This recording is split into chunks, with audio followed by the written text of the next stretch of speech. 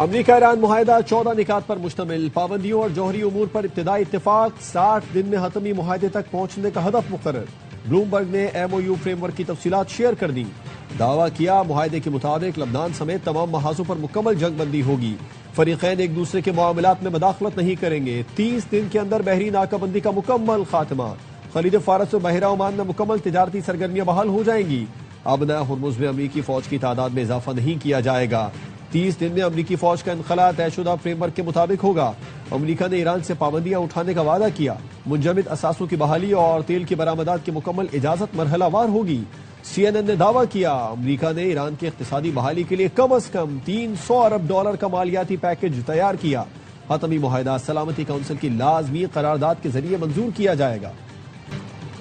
پاکستان کی میزبانی میں امریکہ ایران امن معاہدے کی تقریب سوئس شہر لوزرن میں ہوگی۔ سوئٹزرلینڈ کا شہر لوزرن عالمی سفارتکاری کا مرکز بن گیا، سفارتی وفود، عالمی میڈیا، مبصرین، سیکیورٹی اہلکار پہنچنا شروع ہو گئے، لوزرن کے 92% ہوٹلز بک ہو گئے۔ تقریب کا مقام برگن سٹاک ریزورٹ ہے جو قطر کی ملکیت ہے۔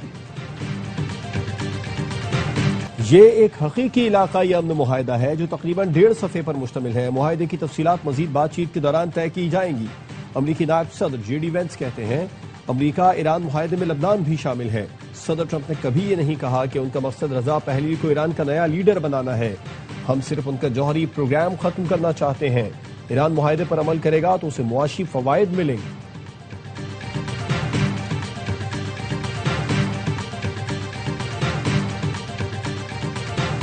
امریکہ نے مفاہمتی یادداشت کی دستاویز اسرائیل کو دکھانے سے انکار کر دیا۔ اے بی سی نیوز کے مطابق اسرائیل نے امریکہ سے ایران سے متعلق مفاہمتی یادداشت کی دستاویز دکھانے کی درخواست کی۔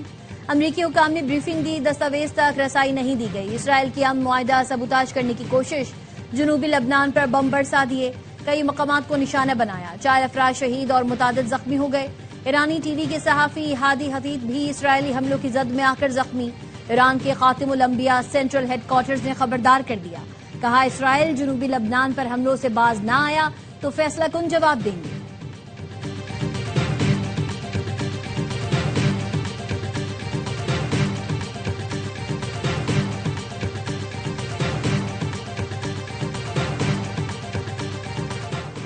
خطے کی صورتحال معمول پر آنے کے بعد مثبت معاشی اثرات عوام کو منتقل ہوں گے، خدا کے فضل سے خطے میں کشیدگی کے بادل چھٹ چکے ہیں، دوست ملکوں کے شکر گزار ہیں جنہوں نے قیام امن کی کوششوں میں بھرپور ساتھ دیا۔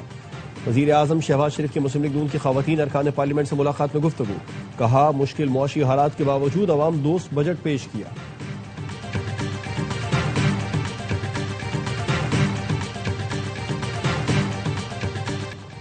وزیر اعلیٰ سندھ نے سندھ کا بجٹ اسمبلی میں پیش کر دیا، سندھ کو جنوبی ایشیا کی ابھرتی معاشی طاقت بنانے کی بنیاد رکھنے کا دعویٰ۔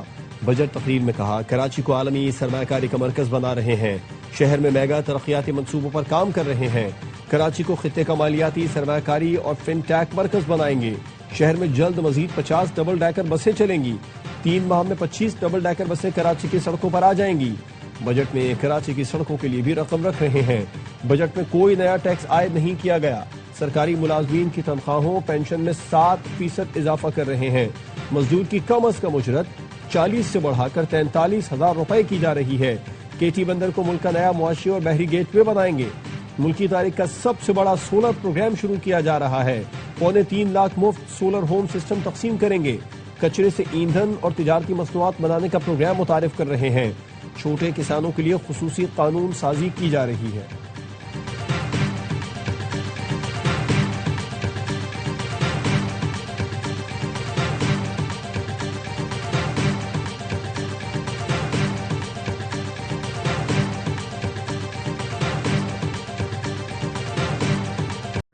سندھ اسمبلی کے بجٹ اجلاس میں ایم کیو ایم کا احتجاج، اپوزیشن نے بجٹ پر اعتماد میں نہ لینے پر احتجاج کیا، شور شرابہ کیا، بجٹ سیشن کا بائیکاٹ کیا، کچھ دیر بعد واپس آ کر پھر احتجاج شروع کر دیا۔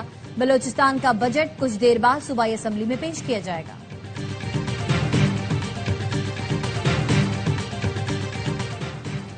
جے یو آئی کے سینیٹر کامران مرتضی نے وفاقی بجٹ کو غیر دستوری قرار دے دیا، کہا بجٹ کی متعدد شق آئینی تقاضوں سے متصادم ہے، صوبوں کے حقوق اور اختیارات کو نظر انداز کیا جا رہا ہے، حکمران عوام کے بجائے اپنے مفادات کا تحفظ کر رہے ہیں۔ پیپلز پارٹی کی رہنما شازیہ مری کا کہنا تھا ملک میں غربت کم ہونے کے بجائے بڑھ چکی ہے. اگر 8,483 روپے کمانے والے امیر ہیں تو BISP والوں کو غربت سے نکال دیں. آپ اپنے لوگوں کو ترجیح نہیں دیتے. IMF کی شرائط کا بوجھ لوگوں پر ڈال دیتے ہیں. مہنگائی اور پیٹرولیم لیوی بڑھانے کی ذمہ دار وفاقی حکومت ہے.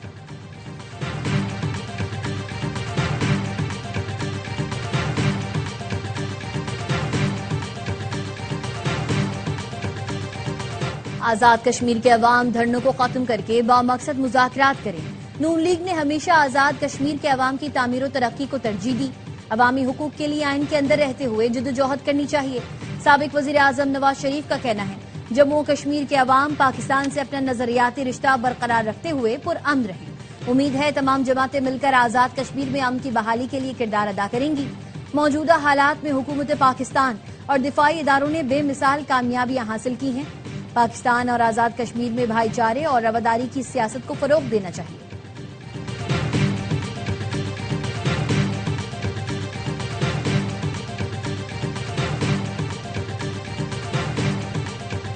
وزیر داخلہ محسن نقوی سے برطانوی نائب وزیر خارجہ ہمیش فالکنر کی ملاقات. برطانوی نائب وزیر خارجہ نے کہا وزیر اعظم فیلڈ مارشل نے امن کے لیے تاریخی کردار ادا کیا. ایران امریکہ مفاہمت نے پاکستان کو عالمی امن کالم بردار بنا کر پیش کیا. محسن نقوی کا کہنا تھا افغانستان سے کئی دہشت گرد تنظیمیں سرگرم ہیں. دونوں وزراء کا جعلی اسٹوڈنٹ ویزوں کے مسئلے کے حل کے لیے مل کر کام کرنے پر اتفاق. انسداد دہشت گردی اور پولیس ٹریننگ سمیت مختلف شعبوں میں تعاون بڑھانے پر اتفاق.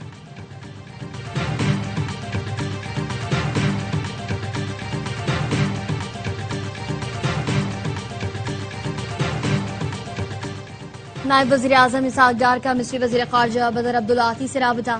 امریکہ ایران معاہدے میں پیش رفت اور MOU پر تبادلہ خیال. R4 وزراء خارجہ اجلاس کی تیاریوں کا جائزہ. رابطے جاری رکھنے پر اتفاق. پاکستان اور مصر کی قیادت کا اہم علاقائی امور پر قریبی رابطہ برقرار رکھنے کا فیصلہ. وزیر اعظم اور فیلڈ مارشل کی ٹیم ورک سے ہم خوشحالی اور ترقی کی طرف جا رہے ہیں. وفاقی وزیر اطلاعات عطا تارڑ کہتے ہیں حکومت کی کوششوں سے ملک میں آج معاشی استحکام ہے. مشکل حالات کے باوجود ریلیف پر مبنی بجٹ دیا. ٹیکس نہ دینے والوں کا بوجھ ٹیکس دینے والوں پر نہیں ڈالا گیا. بعض عناصر بجٹ کے خدوخال جانے بغیر تنقید کر رہے ہیں. وزیر مملکت بلال اظہر کیانی نے کہا یہ تنخواہ دار صنعت کار اور ایکسپورٹرز کے لیے ریلیف کا بجٹ ہے.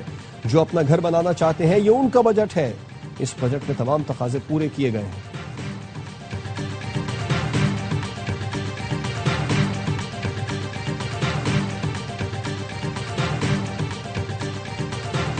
قومی اسمبلی میں حکومتی اور اپوزیشن ارکان میں تلخ جملوں کا تبادلہ. عامر ڈوگر کے چاچا کہنے پر وفاقی وزیر رانا تنویر غصہ ہو گئے. ایاز صادق نے بیچ میں لقمہ دیا. رانا صاحب درگزر کریں یہ آپ کے بھتیجے ہیں. عاطف خان نے کہا رانا صاحب آپ کو عدالت میں نہ گھسیٹا تو پھر کہنا. رانا تنویر بولے PTI لاکھ برا چاہے تو کیا ہوتا ہے وہی ہوتا ہے جو منظور خدا ہوتا ہے.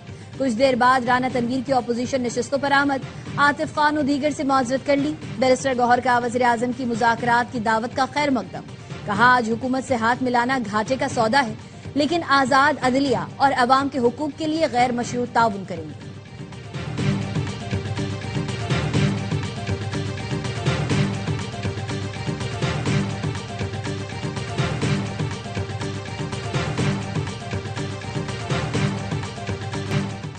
بین الاقوامی مارکیٹ میں خام تیل کی قیمتوں میں مسلسل کمی. لندن برینڈ خام تیل کی قیمت $78.74. امریکی ویسٹ ٹیکساس تیل کی قیمت $75.69 فی بیرل پر آ گئی. مشرق وسطی میں کشیدگی میں کمی کے بعد بین الاقوامی مارکیٹ میں خام تیل کی قیمتوں میں تقریباً 37% تک کمی آ چکی.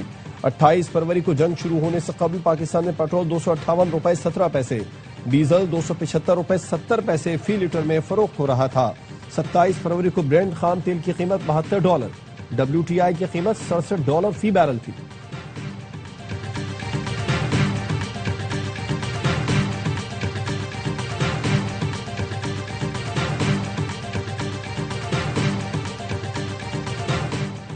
امیر جماعت اسلامی کا پیٹرول کی قیمتوں میں کمی کے لیے ملک گیر مظاہروں کا اعلان. 19 جون کو ملک بھر میں مظاہرے کیے جائیں گے.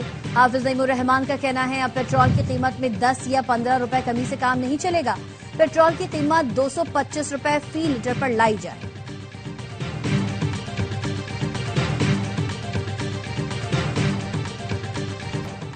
چکوال میں سی سی ڈی کی فائرنگ سے جاں بحق ہانیہ کی پوسٹ مارٹم رپورٹ آ گئی.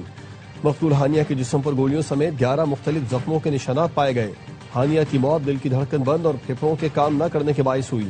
ہانیہ کا خون بھی زیادہ بہہ گیا تھا جس کی وجہ سے موت واقع ہوئی.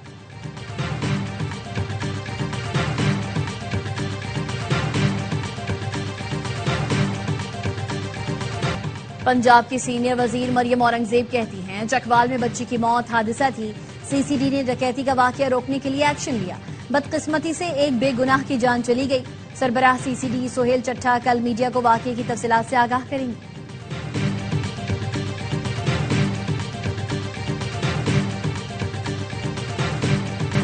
امریکہ کو اقوام متحدہ میں کالعدم بی ایل اے کی بلیک لسٹنگ کے لیے پاکستان کی حمایت کرنی چاہیے. کالعدم بی ایل اے اور مجید بریگیڈ کے افغانستان میں محفوظ ٹھکانے علاقائی سلامتی کے لیے بڑا خطرہ ہیں. امریکی جریدے دی ڈپلومیٹ نے لکھا پاکستان اور چین نے کالعدم بی ایل اے کو عالمی سطح پر تنہا کرنے کے لیے اقوام متحدہ سے رجوع کیا. امریکہ کالعدم بی ایل اے کو دہشت گرد قرار دے چکا ہے. یو این میں مختلف سوالات کو جنم دے رہی ہے.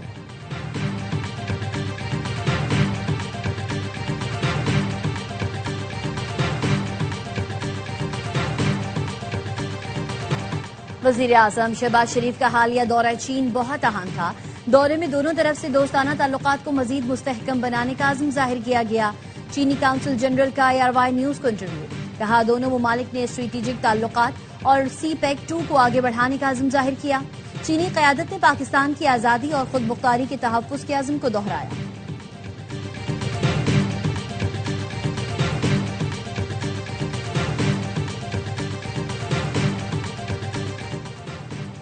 ڈیجیٹل پاکستان کا ویژن تیزی سے حقیقت میں بدل رہا ہے.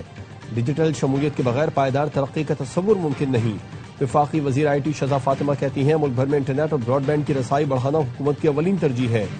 دور دراز اور پسماندہ علاقوں کو ڈیجیٹل دنیا سے جوڑنے کے لیے اقدامات جاری ہیں. خواتین اور نوجوانوں کو ٹیکنالوجی کے ذریعے بااختیار بنایا جا رہا ہے.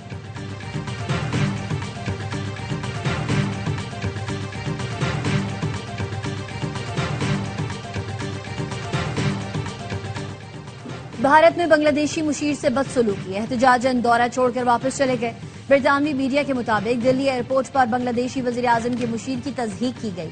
2 گھنٹے تک امیگریشن کے لیے روکا گیا. زاہد الرحمان کانفرنس میں شرکت کے لیے وفد کی قیادت میں بھارت پہنچے تھے. بھارت نے سفارتی آداب اور قوانین کی دھجیاں اڑائیں. بنگلہ دیش نے ڈھاکہ میں بھارتی قائم مقام ہائی کمشنر کو طلب کر لیا.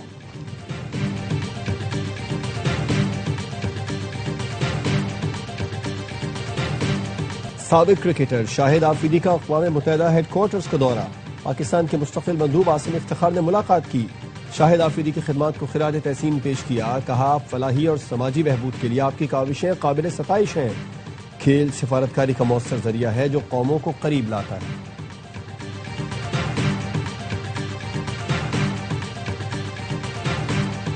مراد رسول حضرت محمد مصطفیٰ صلی اللہ علیہ وآلہ وسلم خلیفہ دوم حضرت عمر فاروق رضی اللہ تعالیٰ عنہ کا یوم شہادت آج عقیدت و احترام سے منایا جا رہا ہے. مسجدوں میں خصوصی محافل کا اہتمام. حضرت عمر فاروق کا زمانہ خلافت مسلمانوں کی فتوحات کا دور تھا جس میں اسلامی سلطنت کی حدود 22 لاکھ مربع میل تک پھیلی. اور معروف صداکار اداکار طویل عرصے تک کوئز شو ہوسٹ کرنے والے ہر دل عزیز میزبان طارق عزیز کو مداحوں سے بچھڑے 6 برس بیت گئے. طارق عزیز کو صدارتی تمغہ برائے حسن کارکردگی سمیت متعدد اعزازات سے نوازا گیا.